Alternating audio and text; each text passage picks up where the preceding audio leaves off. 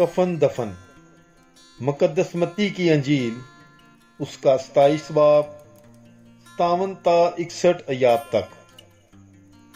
जब शाम हुई तो यूसुफ नामी रामती एक दौलतमंद आदमी आया जो खुद भी यसू का शागिर्द था।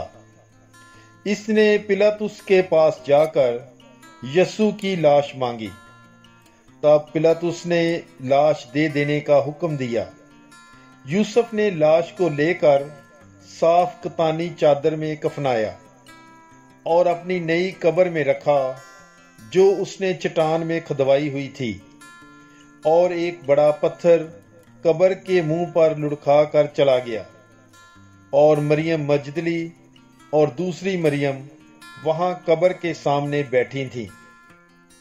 पाकलाम के पढ़े और सुने जाने पर खुदावंद की बरकत हो। खुदा का शुक्र हो। God bless you. Bible is life.